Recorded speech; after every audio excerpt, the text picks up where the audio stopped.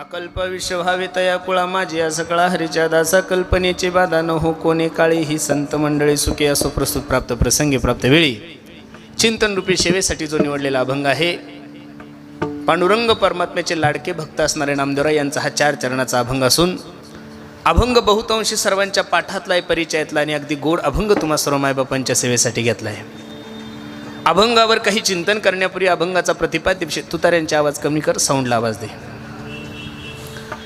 अभंगावर काही चिंतन करण्यापूर्वी अभंगाचा प्रतिपाद्य विषय तुम्हा सर्व मायबापासमोर ठेवण्यापूर्वी थोडासा परिहार द्यायचा तो असा, भव्य दिव्य स्वरूपाचा हा एक दिवशी कीर्तन महोत्सव, भव्य दिव्य स्वरूपाचा हे कीर्तनाचं आयोजन काय कारणानं आहे, काय निमित्तानं आहे, आपल्या सर्व मंडळीला ज्ञात जरी असलं तरी सांगण्यासाठी तुम्ही मला बोलवलं आहे। आपल्या सर्वांचे लाडके असणारे आपल्या विभागाचे आमचे नंदूभाऊ कराळे यांच्या अभिष्ट चिंतन सोहळ्यानिमित्त हा भव्य दिव्य स्वरूपाचा कार्यक्रम आहे आणि त्यानिमित्त तुम्हा सर्व मायबापाच्या दर्शनाचा योग माझ्या जीवनामध्ये प्राप्त झाला आहे। मगाशी नरूभाऊने सांगितलं की इथं BJPची सुद्धा सभा झाली, नंतर काँग्रेसची सभा झाली आणि आज कीर्तन सुद्धा आहे, पण त्या सभेमधला आणि कीर्तनामधला फरक हा आहे नंदूभाऊ, ते लोक पैशानं आणले होते, हे प्रेमानं आलेले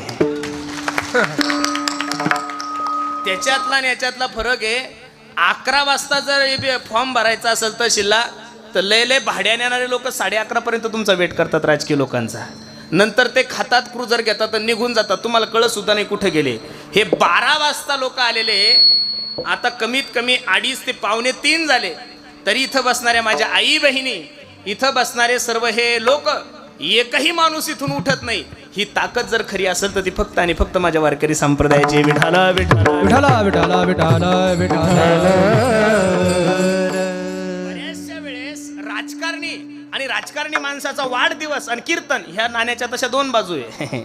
लक्ष देऊन कीर्तन आहे का बरं, मला थोडं स्पष्ट बोलायची सवय, वस्तुस्थिती आहे। राजकीय माणूस, पुढारी माणूस आणि कीर्तन आणि वाढदिवस तसे ह्या नाण्याच्या 2 बाजू आहेत। बहुतांशी पुढाऱ्यांचे वाढदिवस धार्मिक कार्यक्रमात होतील याच्याविषयी शंका घेऊ शकतो, तुम्ही घेऊ शकता आणि मी घेऊ शकतो।